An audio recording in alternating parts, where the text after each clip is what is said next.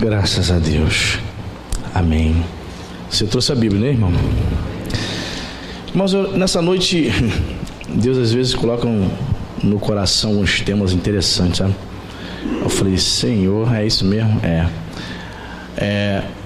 Você viu como é que foi intenso essas eleições, sim ou não? Como foi intenso, né? Eu nunca vi o povo brasileiro se envolver tanto com política. E as redes sociais permitiram isso, né? Através do Facebook, através do WhatsApp. Quem tem aí Instagram. É chique, né? Instagram. Twitter, né? Tem gente que tem essas coisas. Tem o Facebook e o WhatsApp e tá muito bom. Tá bom demais. E uma palavra que ficou muito na moda, que foi citado tanto pela esquerda, pelos petistas, quanto foi citado pela direita, pelos bolsonaristas. Uma palavra que virou moda. Essa palavra chama-se fake news, que significa falsas notícias. O Haddad acusava o Bolsonaro de estar soltando fake news a respeito da sua campanha. Bolsonaro também dizia que o Haddad estava comprometido com falsas notícias a respeito. E isso se tornou meme na internet. As pessoas começaram a falar, isso é fake. Agora tem até, quando tem aniversário, tem bolo fake. Não é isso? Bolo fake. Ainda bem que não tem marido fake, né, irmão? Marido, esposa fake. Um monte de coisa fake, falsas notícias. E esse tema ficou na minha cabeça. E eu comecei a trazer isso para o contexto nosso, né? Povo de Deus. Eu fiquei pensando, quais são as principais fake news? Quais são as principais falsas notícias que nós ouvimos lá no mundo quando nós não éramos cristãos? E até mesmo dentro da igreja, muitos ainda acreditam nessas fake news, nessas falsas notícias, também conhecido como teologia popular. E eu separei aqui nesta noite, irmãos, 6 fake news que a gente ouviu lá fora. E quem sabe, talvez você esteja aqui na igreja e esteja ainda acreditando nessas fake news. Sabe qual é a primeira fake news que eu ouvi muito? Eu acho que você deve ter até falado também, porque um dia, quando eu não era crente, eu falei. Sabe qual é? Todo mundo é filho de Deus. Já ouviu essa expressão já? Uma das principais fake news, não é isso? Quem falava isso lá quando estava lá fora, não conhecia Jesus? Todo mundo é filho de Deus, né? Vinha um evangélico evangelizar você, uma pessoa chamava você para a igreja, aí você dizia, me deixa quieto, rapaz. Esses crentes malucos, fanáticos, todo mundo é filho de Deus, não é só você que é filho de Deus, não é isso? Será que isso é verdade? Não é. É a primeira fake news, primeira falsa notícia que muitas pessoas ouvem lá fora e às vezes estão dentro da igreja acreditando nisso. Não, todo mundo é filho de Deus. Será? Gostaria que você abrisse aí João, a Bíblia, no Evangelho de João, para nós refutarmos essa primeira falsa notícia, essa primeira fake news. Um texto muito conhecido, João, capítulo 1, Evangelho, segundo o evangelista João.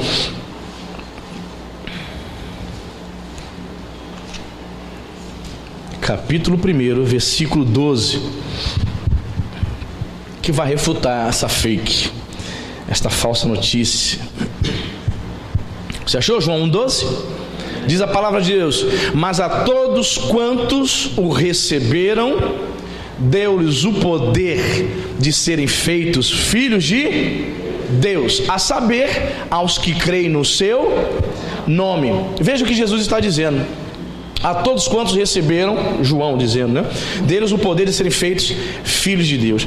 Para se tornar filho de Deus, primeiramente eu preciso fazer o que, irmão? Receber a Jesus. Recebê-lo na minha vida como meu Senhor, como meu Salvador. Aceitar toda a declaração de Jesus. Aceitar tudo que a Bíblia fala a respeito de Jesus.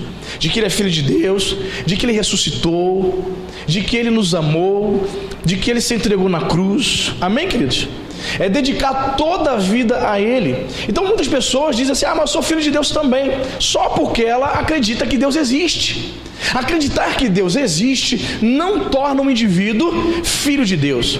A filiação do homem em relação a Deus, o tornar-se filho de Deus, ter a natureza de Deus, a habitação do Espírito de Deus em nós, se dá quando nós recebemos a Jesus como nosso único e suficiente Salvador.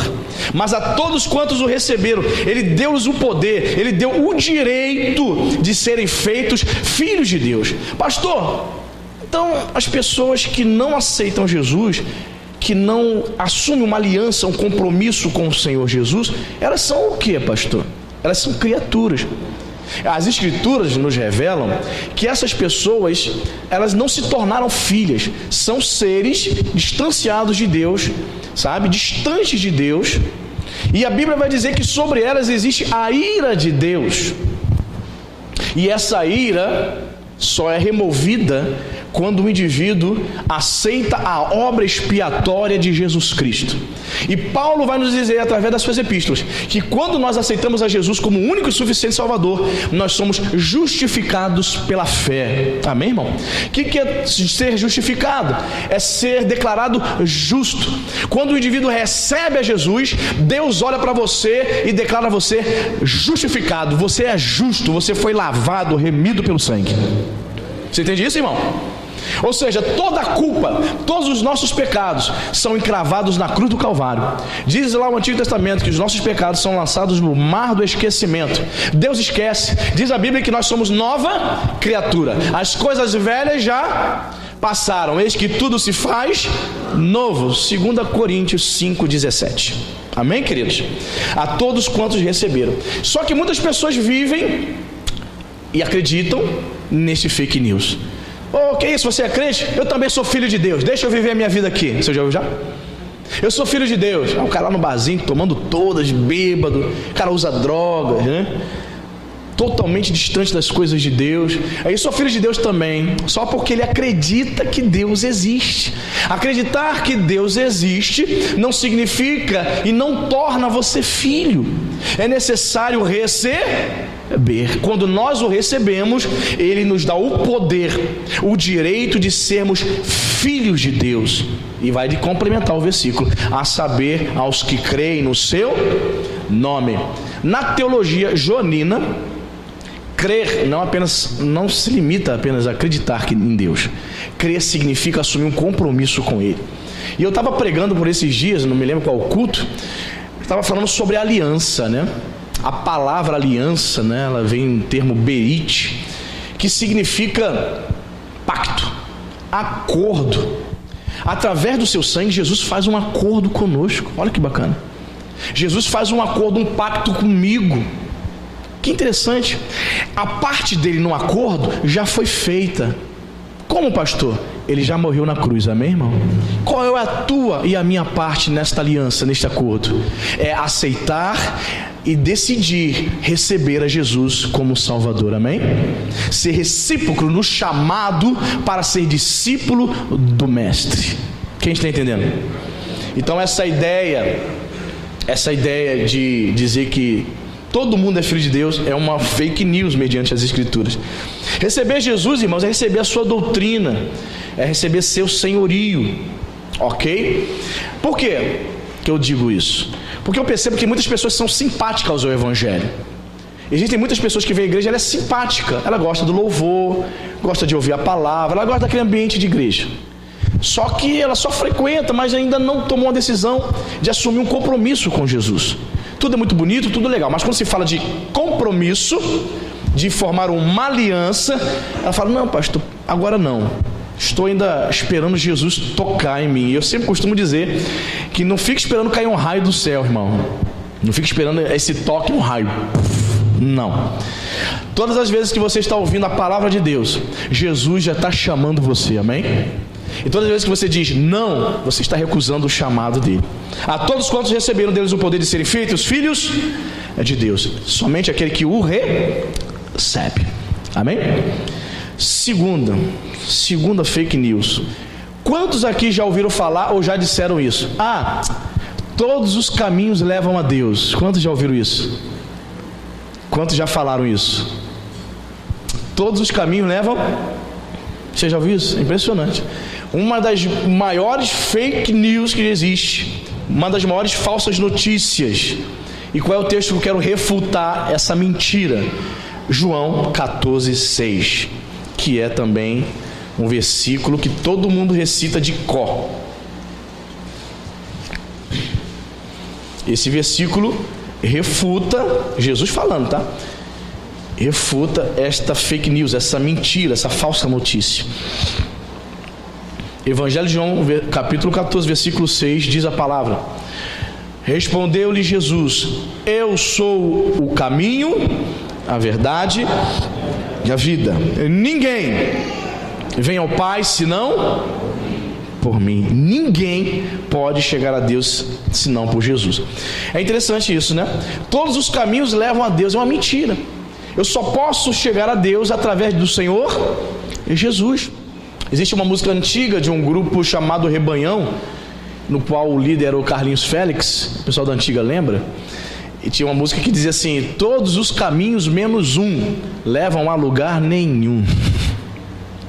Pois é, Jesus é o único caminho. É interessante, por que Jesus é o único, é o caminho? Pois somente Ele pode te levar para o céu, amém, irmão? Somente Jesus. Você já foi abordado por um testemunho de Jeová na sua porta? Já bateu na tua casa? Acho que não tem uma pessoa nessa terra que não foi abordada, né? Então eles começam ali a fazer proselitismo, e quando você dá confiança deles entrarem na sua casa, ele vai tentar te convencer que Jesus não é Deus, ele não seria divino, e vai tentar convencer você de que você deve seguir a Jeová somente, ser uma testemunha de Jeová. O próprio nome da seita diz. Então eles negam esse texto aqui de forma descarada, porque a única maneira de chegar ao Pai, Jeová, é através do Senhor Jesus. E eles rejeitam a divindade de Jesus. Você sabia disso? Eles dizem que Jesus foi criado como um anjo. Jesus não seria Deus na concepção jeovista. Que interessante, né? Não seria Deus. Então eles negam a divindade de Jesus. Se você nega que Jesus é Deus, você está negando que o único meio, a única pessoa que pode te levar para o céu. Por isso Jesus vai dizer: eu sou o caminho. Jesus vai dizer: eu sou a verdade. A doutrina, a palavra de Deus, as escrituras sagradas são verdades absolutas. Ou melhor dizendo, é a verdade absoluta, a palavra de Deus. Se você conversar com uma pessoa que gosta muito de filosofia, história, sociologia, lê outros autores, é uma pessoa assim, um ateu, ele vai dizer que a palavra de Deus é relativa. Ele vai dizer que a palavra de Deus não é absoluta. Mas Jesus está dizendo que Ele é a verdade. Ele não diz que Ele é um dos caminhos ou uma das verdades expostas. Ele é a única verdade. Amém, igreja? Qualquer opinião contrária a essa está fora daquilo que é verdade. Jesus é verdade. A palavra de Deus é verdade. E Satanás, irmãos, Satanás, durante toda a história do cristianismo, em 2000 anos de história de igreja, Satanás sempre odiou e detestou as escrituras sagradas. Na Idade Média, a igreja católica, você sabe, ela perseguia aqueles que liam as escrituras. Eles entendiam que somente o clero poderia interpretar a Bíblia. Houve até casos em que eles determinavam que a Bíblia tinha que ser queimada em praça pública. As pessoas não poderiam ler a Bíblia. Por que Satanás fez isso? Porque Satanás colocou na cabeça de religiosos que as escrituras tinham que ser queimadas, que o povo não poderia ter acesso à Bíblia. Sabe por quê? Porque o povo saberia, o povo iria descobrir que Jesus é o caminho, a verdade e a vida. Amém, queridos? É impressionante que existam igrejas hoje, em pleno século 21, que não incentive o seu povo a ler a Bíblia. Você sabia disso? Irmãos, eu não vou nem falar o nome da igreja, mas existe uma igreja neopentecostal aí que diz que o povo não pode ler muito a Bíblia. Vocês não precisam ler muito a Bíblia, não. Que isso, irmãos? Porque vocês não vão conseguir entender a Bíblia. A Bíblia é um livro difícil. Gente, isso é o fim da picada. Satanás sabe que a palavra de Deus liberta. Jesus falou, né? João 8,32: conhecereis a verdade vos libertará. Jesus liberta através das escrituras. Tem gente que fala assim, eu não vou na Nova Vida. Não, porque Nova Vida não tem culto de libertação. Eu não vejo ninguém manifestar endemoniado domingo de noite. Eu vou lá não. Vou numa igreja que tem mais poder. Eu vou lá na igreja que tem um culto de libertação. Tu quer culto de libertação, irmão? Quer culto de libertação? Vá para o culto de ensino da sua igreja. Vem domingo de manhã. Vem quinta, porque eu não me dou o luxo também de deixar de ensinar domingo de noite e quinta. Ensino também. O que eu estou fazendo aqui com você? Estou ensinando a palavra de Deus. A verdadeira libertação se dá quando você pratica a palavra de Deus na tua vida, amém, irmão? Aí você é liberto. Porque tem gente que tem essa ideia, né? Quando a pessoa está endemoniada lá fora, ele acha que ela só vai se libertar caso ela caia e role no chão da igreja. Isso é um equívoco, tá, irmão? Isso é um equívoco. Muitas pessoas são libertas de muitos demônios, de legiões, sentada, ouvindo a palavra, colocando ela em prática. Deus ele trabalha de várias maneiras, amém, irmãos? Ele não está dentro de uma caixinha de sapato, agindo conforme muitos pensamentos. Não, ele tem liberdade para transformar. Você está ouvindo essa palavra aqui? Tem gente que está sendo liberta pelo poder de Jesus agora, porque eu estou pregando a palavra, não é o gibi da turma da Mônica. Amém? Jesus é o caminho, ele vai dizer que é verdade, e ele é a vida. Por que ele é a vida? Porque fora dele só a morte eterna. Fora dele o homem está perdido. Fora dele não há salvação. Fora dele é impossível chegar aos céus. Fora dele só há morte espiritual. Em Jesus temos a verdadeira vida. Eu não estou falando da vida da vida que você fazendo exercícios físicos, se alimentando bem, você consegue ter uma sobrevida, ter uma expectativa de vida boa, 75 anos, né? Está chegando agora essa média. Não estou falando dessa vida, estou falando da vida espiritual, da vida primordial, a vida eterna. Quando você fechar os seus olhos, quando você vier a falecer e formos no seu sepultamento, para onde terá ido a tua alma?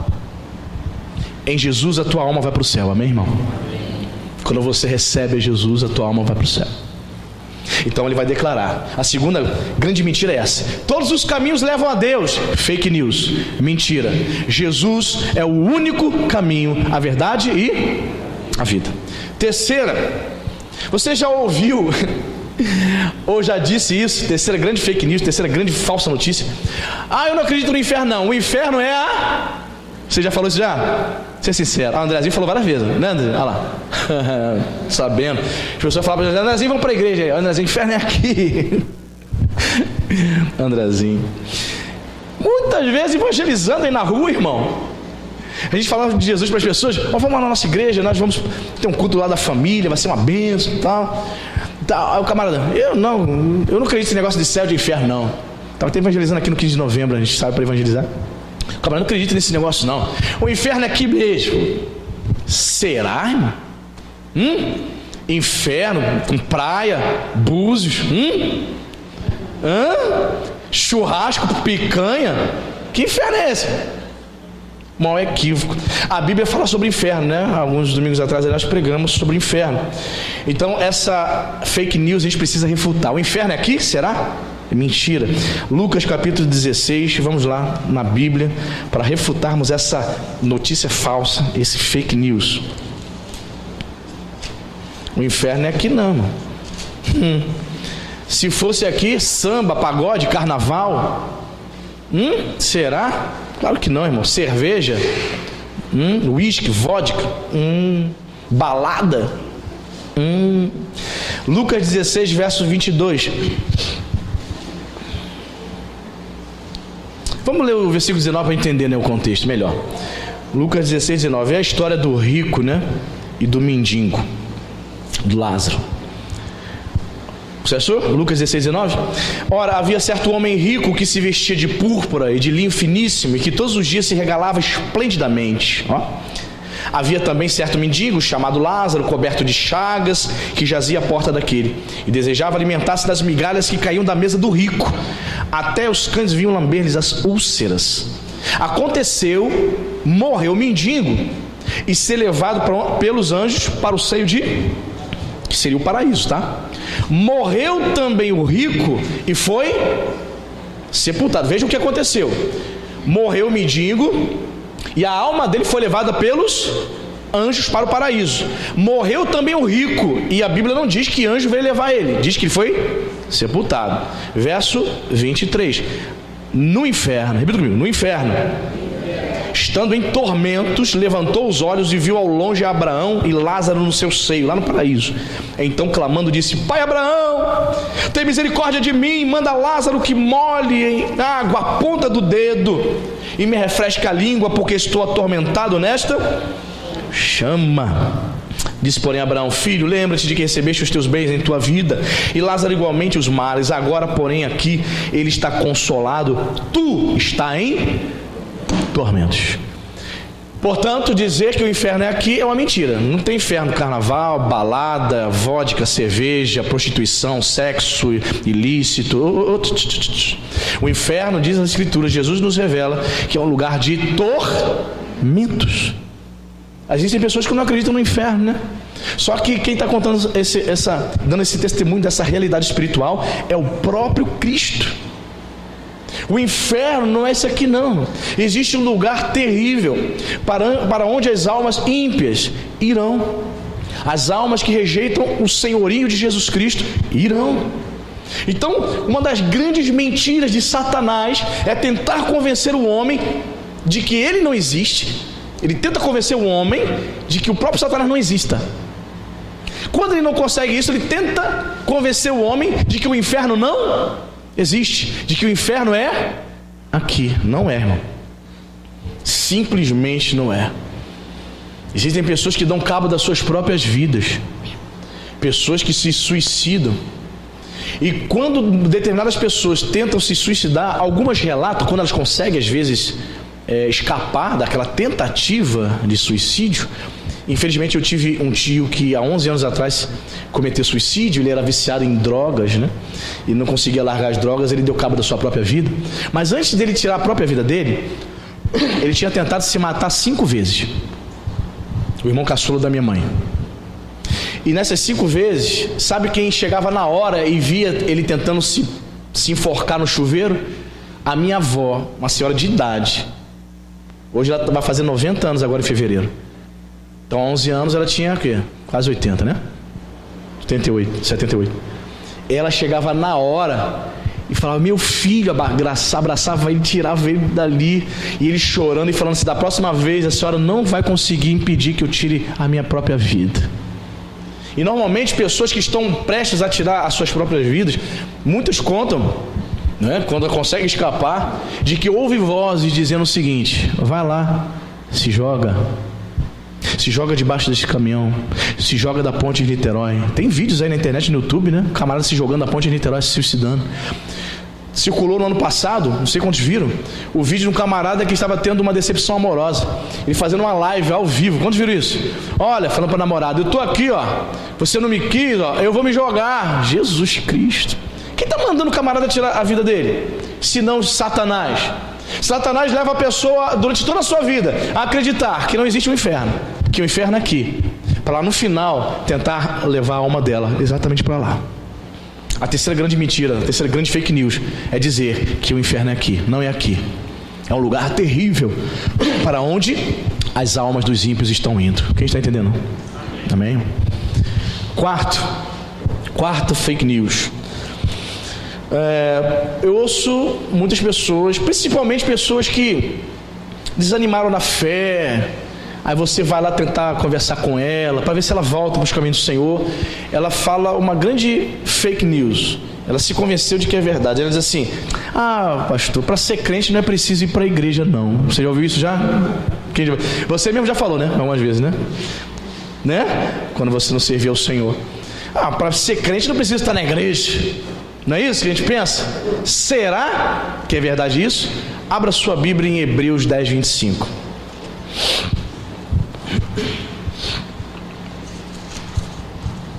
Epístola aos Hebreus, capítulo 10. Estamos aqui trazendo 6 fake news, falsas notícias que as pessoas proclamam, declaram. Hebreus 10, 25. Você achou?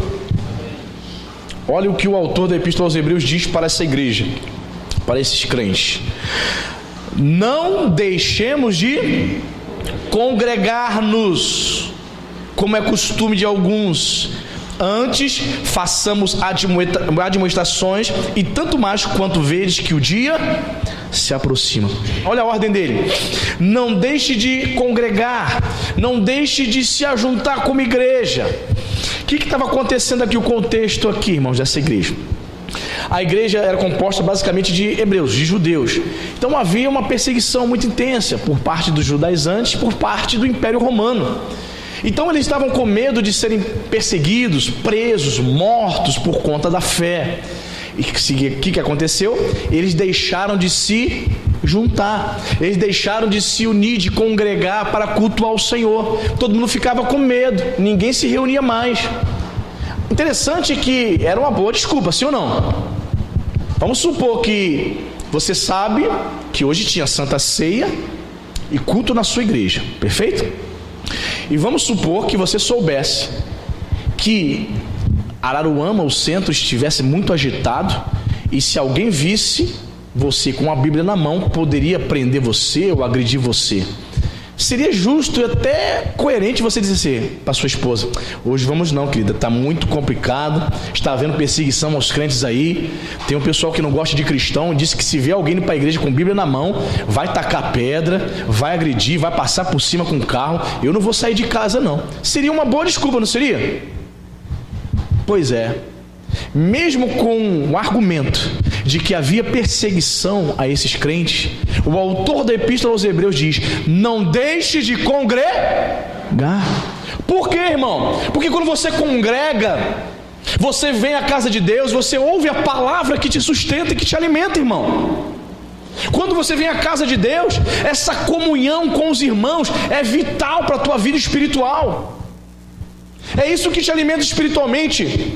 E usando essa analogia batida, mas é verdadeira, da brasa no braseiro, tira a brasa do braseiro, ela se apaga. Se afaste da congregação, vai deixando de congregar para ver o que acontece com tua fé. Ela morre, você vai murchando, daqui a pouco está desviado e nem percebeu, está falando palavrão, está mentindo que nem sente. Sabe por quê? Porque Satanás conseguiu mentir para você, conseguiu te enganar. Você está afastado de Jesus, não sente mais falta, não sente falta de estar na casa do Pai, desviou-se. É por isso que ele vai dizer: não deixe de congregar. Quanto mais que o dia com D maiúsculo, o dia, a volta de Jesus, se aproxima. Jesus está às portas. Não é para você se afastar, é para você ser mais frequentador da casa de Deus. Podem chamar você do que quiser. Qual o nome que se dá? Beato, né? Vão te chamar de beato, de fanático, não importa. Quanto mais o dia se aproxima, quanto mais está próximo a volta do Senhor, mais você precisa se apegar a Jesus, mais você precisa conhecer as coisas de Deus, mas você precisa ouvir a palavra de Deus para se manter fiel até o dia da volta dele, amém? Ou até o dia da sua morte, porque você não sabe quando vai morrer. Tu sabe quando vai morrer? Existe um programa de computador, vários, que você entra e você bota dados da sua vida, sua idade, seu peso, seus hábitos alimentares, e ele diz o dia, a hora, como você vai morrer. Você acredita nisso, irmão? Não? Não, assim, não. É claro, né, que dizem que é uma brincadeira, né? Mas tem muita gente que tem medo. Mesmo sabendo que é brincadeira, tem medo de entrar nesse programa de computador. Aí começa a pedir tua idade, qual a sua altura, seu peso, seus hábitos alimentares. Já fez alguma cirurgia? Tem alguma doença crônica? Imagina, vai botando lá. Aí ele te dá, ó, tu vai morrer no ano 2023, 23 horas e 52 minutos de infarto. Meu Deus. A verdade é que ninguém sabe, nem o computador sabe o dia da tua morte, irmão. A nossa vida está nas mãos de Deus, amém? E devemos estar preparados para quando Ele nos chamar. Amém, igreja? Devemos estar preparados, não deixando de congregar, não deixando de estar ouvindo a palavra, de estar em comunhão com o corpo no qual Cristo é o cabeça. Amém, igreja? Muito bem. Diz aqui o quinto, né? Vamos analisar o quinto. Qual seria, pastor? o quinto fake news, a quinta falsa notícia. Não sei se você já ouviu isso ou se você já falou isso. Você já ouviu isso? Pastor, todas as pessoas boas vão para o céu. Ela não precisa ser crente necessariamente. Todas as pessoas sendo boas. Ela faz caridade. Boa. Será que ela vai para o céu? Você já ouviu isso já? Quantos já ouviram isso já? É. Será? Abra sua Bíblia em Mateus. Vamos ao Evangelho de Mateus.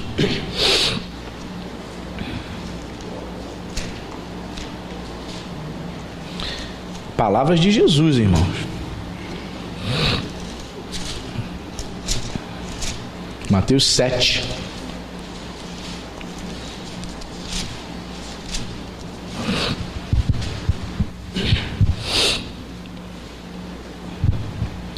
Versículo 13.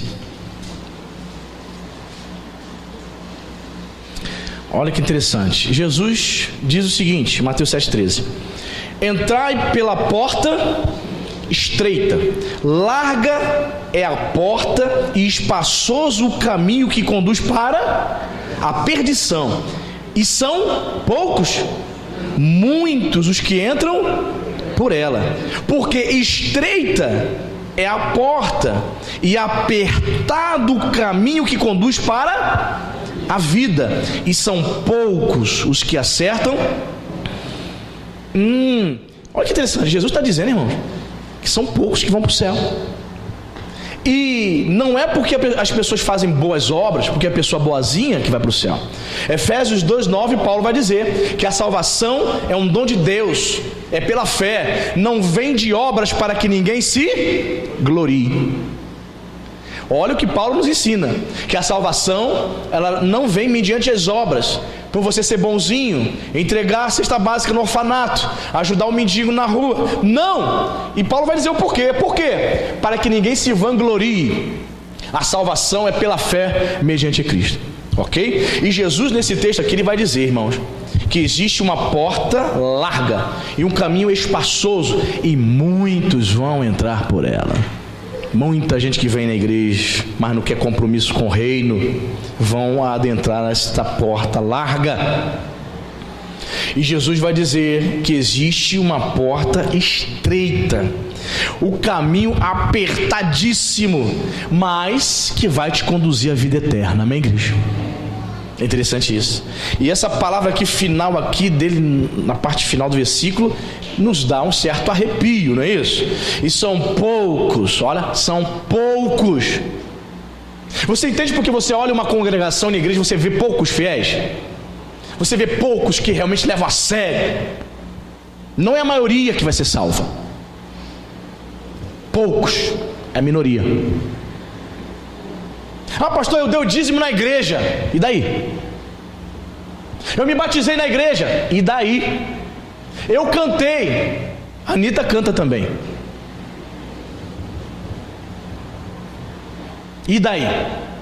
Tem que nascer de novo. Tem que escolher o caminho estreito. Caminho estreito e apertado, não é caminho de facilidade. Caminho estreito é, tu tem que orar, crente. Caminho estreito é, tu tem que ler a Bíblia, crente. Caminho estreito é, tem que estar na casa de Deus, crente. Caminho estreito é dar testemunho, amém? Caminho estreito é ser fiel, amém? Caminho estreito é ser honesto, amém?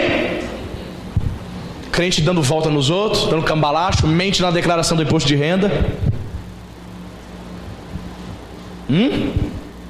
Querendo roubar do governo. Quando eu vou pagar o aluguel, né, o dono aqui do imóvel é contador também. Ele fala assim, pastor, ele não é crente não, hein? Ele, pastor, pelo amor de Deus. As pessoas ficam querendo dar golpe no governo. Aí o nome cai na malha fina. Aí que vem reclamar, vem me botar a culpa em mim. Olha só, o governo está me cobrando. Ele está cobrando não, você mente na declaração. Você quer o quê, minha irmã? Quer o quê? Quer viver de mentira? Está entendendo? As pessoas querem viver na mentira e querem ir para o céu? Não! O caminho que conduz à vida é estreito. É caminho de renúncia. É quando você não está afim de vir para a igreja, você tem que vir. Ou tu acha que o pastor está afim todo dia de vir para a igreja? Pastor de carne e osso. Tem dia que eu tenho que lutar contra a minha carne. Eu vou lá orar, eu vou lá pregar. Tem gente que pensa que o pastor é de ferro. né? Super crente, super homem. Isso é mentira. Eu sou como você, amém? Sou tentado, tenho minhas lutas, mas eu preciso todos os dias escolher o caminho estreito. Estamos juntos no mesmo barco, irmão. Tem ninguém aqui melhor que ninguém, amém? Ninguém é super-homem. Todos nós temos as nossas fraquezas, as nossas tentações. E precisamos escolher o caminho estreito, o caminho apertado. Sabe por quê? Jesus explica. Porque são poucos os que acertam. Eu achei interessante essa palavra, os que acertam. Tem gente que tenta o quê? Mas não acerta. Ele está tentando entrar na porta, mas ele bate na parede. Tem gente tentando acertar e não acerta. Interessante isso, né? Tem muita gente que vai para o inferno porque está tentando acertar, está tentando entrar no caminho, só que ele decide viver a vida dele. Ele acha que é crente, ele acha que pode servir a Deus do jeito dele. Não pode. Não, pastor, eu sigo a Jesus do meu jeito. Se engana não. Esse é o caminho o quê? Largo, espaçoso, sem compromisso, sem aliança, sem pacto, sem acordo com o Senhor Jesus. Ontem nós vimos um filme aqui, A Paixão de Cristo, né? Muitos tinham visto. É o filme que demonstra o quanto Jesus sofreu por mim e por você. Eu ainda disse para os irmãos aqui, quando terminou o filme, são de 2 horas e 6 minutos, e mostra o sofrimento de Jesus por 2 horas. Só que o sofrimento de Jesus começa na sua prisão no jardim do Getsêmani, certo? Então vamos calcular que Jesus tenha sido preso aí por volta de 11 horas da noite. Vamos colocar, porque a Bíblia não diz o horário, mas vamos colocar aí, de noite, a altas horas, 11 horas, vamos colocar esse horário. E segundo os evangelhos, Jesus teve o processo do julgamento durante a madrugada, foi torturado, e a crucificação dele começa meio-dia, e ele morre que horas? 3 da tarde. Então calcula aí, irmão, Jesus morreu 15 horas da tarde, mais 1 hora, então foram 16 horas no mínimo de tortura. Jesus sofreu muito por mim e por você, pagou um preço altíssimo. É por isso que ele coloca essa exigência: para você me seguir, você precisa tomar o caminho estreito, entrar pela porta estreita. E ele vai concluir: poucos, não muitos, não é muito não, nem a maioria não, poucos acertam com ela. Você está entendendo? Haverão pessoas que vão ficar na igreja de 15, 20 anos e ainda assim vai perder a salvação, porque não vão perseverar até o fim. Jesus disse que nós devemos perseverar até o fim. Não adianta ser crente por um período, uma temporada. É necessário ser até o fim da nossa vida. Amém, querido? As pessoas boas não vão para o céu. Elas precisam ser justificadas mediante a fé com Deus. Amém?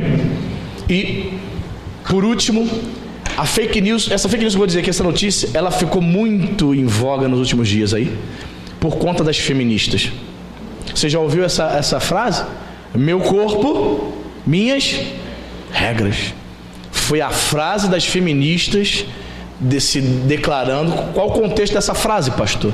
Contexto na qual elas são a favor do aborto. É isso mesmo? O crente pensa isso?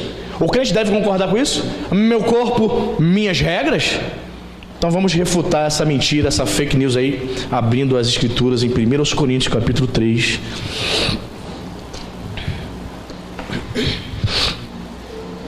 1 Coríntios capítulo 3, verso 16 e 17.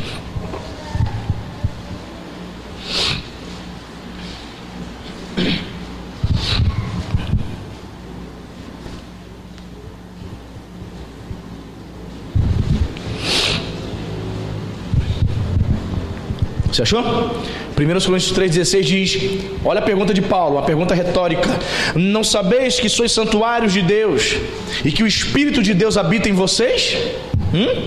Se alguém destruir o santuário de Deus, ou seja, a si mesmo, né? Deus o destruirá, porque o santuário de Deus, ou seja, o nosso corpo, que sois vós, é sagrado. Aleluia.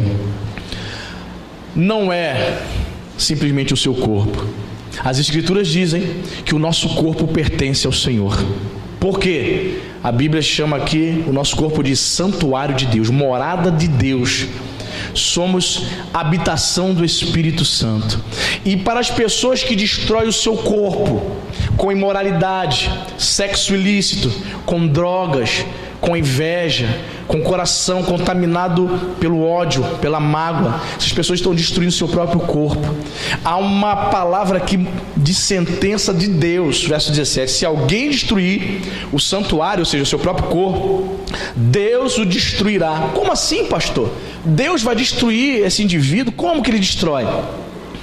Tal pessoa está vivendo no pecado, e quando ela vier a morrer, a alma dela será lançada no lago de fogo, no inferno.